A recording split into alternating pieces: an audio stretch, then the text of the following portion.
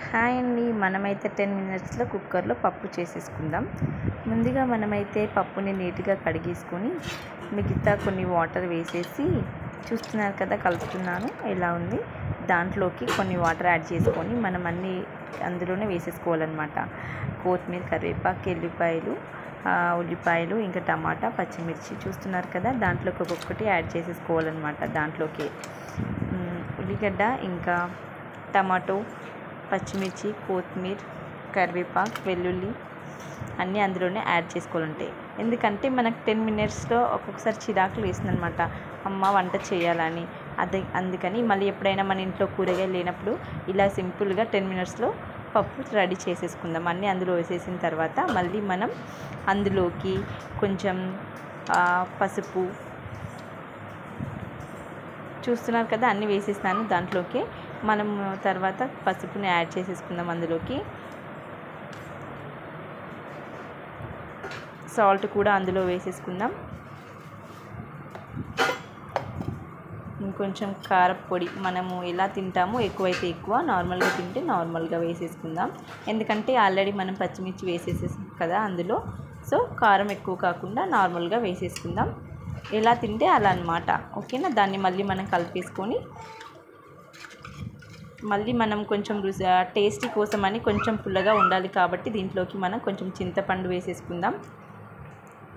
అన్నీ వేసేసిన తర్వాత మళ్ళీ కలిపేసుకొని దాన్ని మనమైతే కుక్కర్కి మూత పెట్టేసుకుందాం. పెట్టేసుకున్న తర్వాత మనమైతే దీనినైతే స్టవ్ పైన పెట్టేయడానికి వెళ్ళిపోదాం, ఓకేనా. దీనిపైన స్టవ్ పైన పెట్టేసిన తర్వాత ఒక 6 విజిల్స్ అయితే సరిపోతుంది. ఎందుకంటే ఉడకాలి కదా, సో 6 విజిల్స్ సరిపోతుందండి, ఓకేనా. 6 విజిల్స్ వచ్చేంత వరకు మనం వెయిట్ చేసి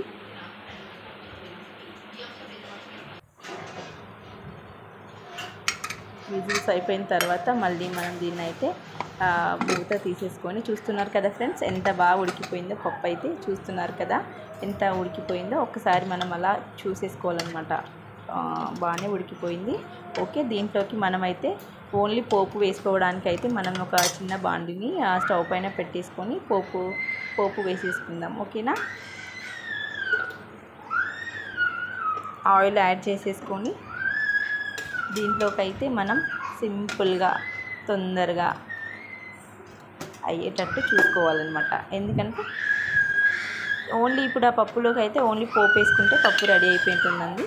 అందుకని మనమైతే ముందుగా తీసి పెట్టుకున్న ఏమంటారు జీలకర్ర, ఆవాలు, ఇంకా చూస్తున్నారు కదా నూనె వేడైంది, సో మనం వీటిని అందులో వేసేసుకుందాం, ఓకేనా. ఇవి అందులో వేసేసుకున్న తర్వాత చూస్తున్నారు కదా ఆయిల్ అయితే వేడైంది, సో అవి కూడా చిటపటమంటున్నాయి. సో ఇప్పుడు మనమైతే దీంట్లోకి కొంచెం మళ్ళీ ఎండుమిర్చి అయితే మనం దీంట్లోకి యాడ్ చేసేసుకుందాం.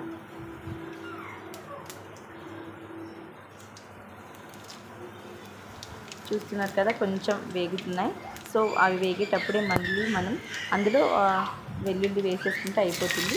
మనం ఇందులో పప్పులో కూడా వేసాము, ఎందుకంటే అందులో కూడా ఉంటే బాగుంటుంది. ఇందులో పోపులో కూడా ఉంటే ఇంకా టేస్ట్ చాలా బాగుంటుంది వెల్లుల్లి వేస్తే. దాంట్లోకి మనం కరివేపాకు యాడ్ చేసేసుకుందాం.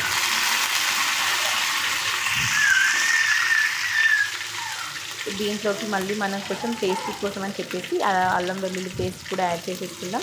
అలా వేసుకొని అది కొంచెం మాడకుండా జస్ట్ అలా కలుపుతూ ఉండాలన్నమాట. కలిపిన తర్వాత మనం దీంట్లోకి అయితే లాస్ట్లో అయితే ఇంకొంచెం దీనికి కలిపిన తర్వాత కలుపుతూనే ఉండాలి, సో అది మాడకుండా. దీంట్లో లాస్ట్ మనమైతే కొంచెం ఇందాక పప్పులో వేసాము పసుపు, సో మళ్ళీ ఇప్పుడు కొంచెం లైట్గా మనం దీంట్లో కలర్ కోసం అని చెప్పేసి కొంచెం ఇందులోకి మనం పసుపుని యాడ్ చేసేస్తే సరిపోతుంది, ఓకేనా. దీంట్లోకి కొంచెం పసుపుని యాడ్ చేసేసాను. దీంట్లో చేసిన తర్వాత ఈ పోపుని డైరెక్ట్ పప్పులో వేసేసుకుంటే సరిపోతుంది. దీన్ని పోపుని వేసేసుకున్న తర్వాత మంచిగా దాన్ని కలుపుకుంటూ ఉంటే చూడండి ఫ్రెండ్స్ ఎంత బాగా కనిపిస్తుందో పప్పు. దాన్ని మనం కలిపేసుకుంటే సరిపోతుంది. వేడి వేడిగా పప్పు రెడీ అయిపోయిందండి 10 మినిట్స్లో. దీనికైతే ప్రాబ్లమ్స్ ఎక్కువ ఉండదు, అన్నీ అందులోనే వేసేసుకొని ఉడికించుకొని లాస్ట్లో మనం పోపు యాడ్ చేసుకుంటే 10 మినిట్స్లో పప్పు రెడీ అయిపోయిందండి. చూస్తున్నారు కదా ఎంత కలర్ఫుల్గా ఉందో. సో ఇలా మీరు 10 మినిట్స్లో ఈజీగా పప్పు రెడీ చేసుకోండి. ఓకేనా? ఓకే ఫ్రెండ్స్, సబ్స్క్రైబ్ చేసుకోండి మా ఛానల్ని.